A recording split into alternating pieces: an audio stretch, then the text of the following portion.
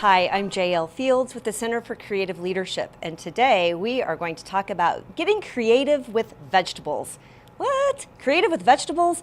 How boring, vegetables? Not at all. I'm going to give you 3 really quick ways to spice up your vegetables and make you want to eat them even more than you already do. I'm going to show you 2 ways and I'm going to describe one. So first I'm going to describe a way.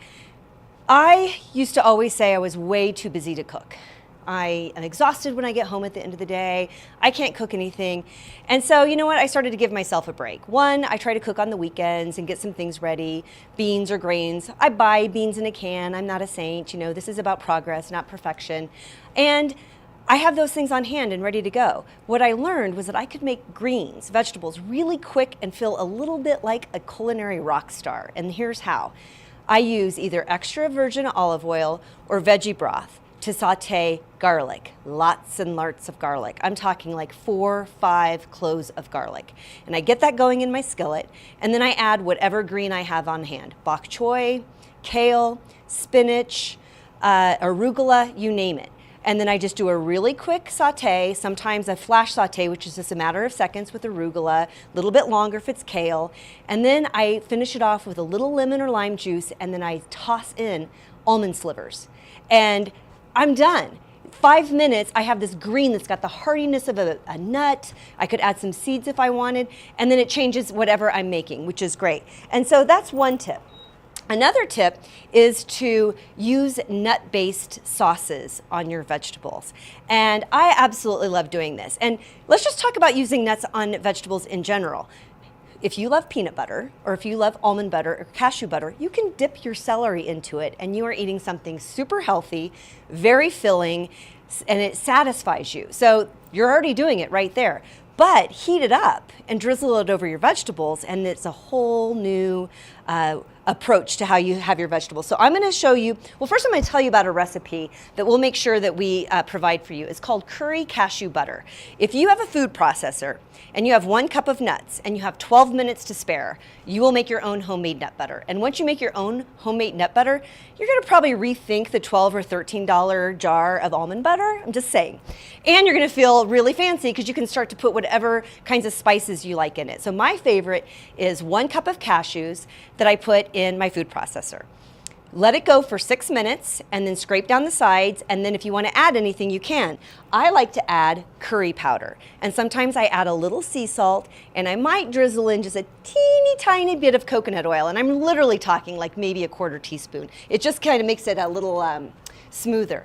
And so 6 minutes later, total of 12 minutes, I have homemade curry cashew butter, and I drizzle that over vegetables. Today, I'm going to try something new. So this is an almond butter recipe. You don't have to make your own almond butter. I bought this, right? So don't let that freak you out.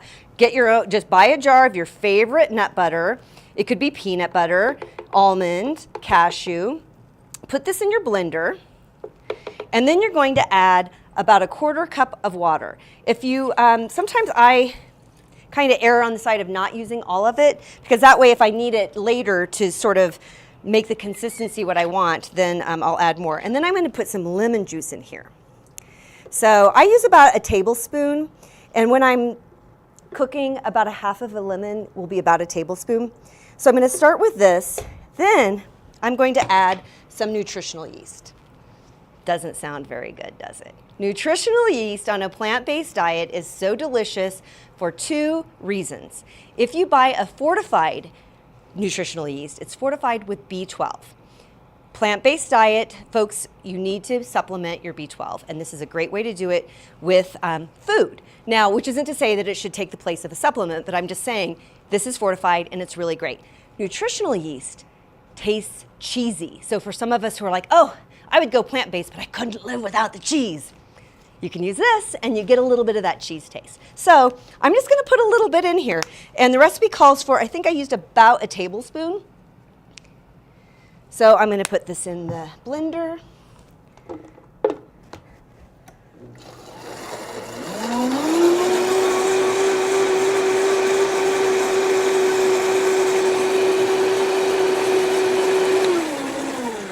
That's it. You blend it and then you transfer it over to this saucepan. So I already had some going. And so now we have and you just do it for a few seconds. And actually, truth be told, a Vitamix, if you're using a high-speed blender like a Blendtec or a Vitamix, and maybe even the Ninja, I just heard about the Ninjas, I can't vouch 100%. Sometimes they're so powerful, it's warm right out of the Vitamix. So just test it, and then you can pour it over your vegetables. I like to just put it on the stove and then decide, do I need a little bit more lemon juice? Do I need a little bit more water or even nutritional yeast? And then, are you ready for this? You just spoon it over your vegetables. And you have a protein-packed, flavorful vegetable dish. The 5 food groups that are fantastic on a plant-based diet: vegetables, fruits, legumes and beans, nuts and seeds, and help me out, whole grains. Thank you to the audience. So look what just happened here. We got our vegetables and we got one of our nuts. So that's fantastic. So, oh, and I should tell you, frozen vegetables. Listen, did I mention progress versus perfection? I have frozen vegetables, I have frozen fruit in my freezer because I'm a realist and I live in the real world and I know what my real world consists of. So I steamed the vegetables and then I took 30 seconds in a blender to put a great nut-based sauce over my vegetables. But now I want to talk to you about kale. Kale, love it or hate it. I am cuckoo for the kale.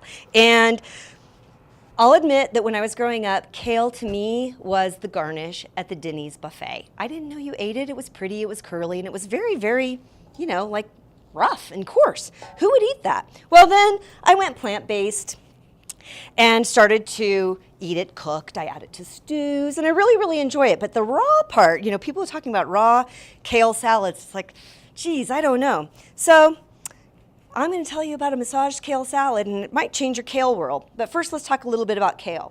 Intimidating kale. First off, all you have to do when you get your kale leaf is go like this. There's no chopping. You're done. And if you have a juicer, save this.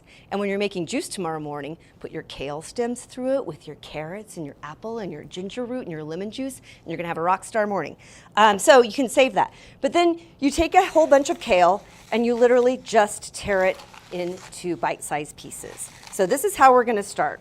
So look at how big and full this is. So massaged kale.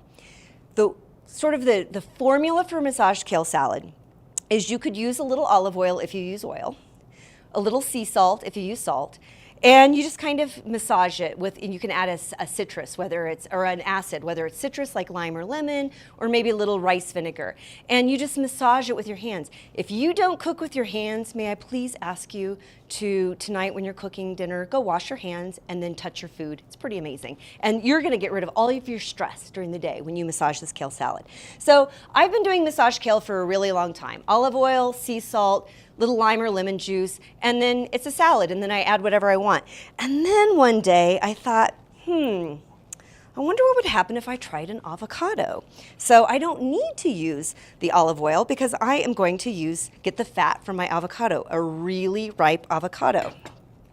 And actually, before I start making a hot mess with this, let's first put the lime juice in. So I'm gonna use an entire lime.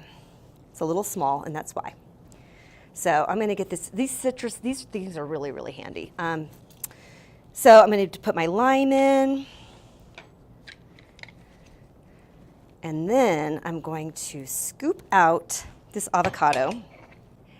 Let me show you a little trick. So when you have this pit, you just put your knife in like this and pull it out. So we're going to get the rest of the avocado into this kale salad. And this is where the fun starts. So you got this whole avocado in here, and you just squeeze it into your kale. Now notice I'm wearing gloves because I want you to feel good about what's happening right now. If I were at home, I wouldn't be using gloves. I would have washed my hands really, really well, and then I just would have started massaging it. And I'm telling you, it is therapeutic. There's something about just connecting to your food, and maybe you had a stressful day and you just sit here and you can't massage it too much. It's great, but I don't know if you can tell it on the camera. I'm gonna show you that big old bunch of kale literally reduced by half the size. So what we've done is we have broken down some of that coarseness. It's gonna be easier to digest. It's gonna be easier to chew. And let's face it, we didn't make this to make things easy. We did it to make it delicious. I'm gonna add some hemp seeds. Hemp seeds are a great source of omegas. And then I'm going to take these gloves off. I'm going to grab my handy dandy tongs, give it one last toss, and we just made a massaged kale salad. So get out there and get creative with your vegetables.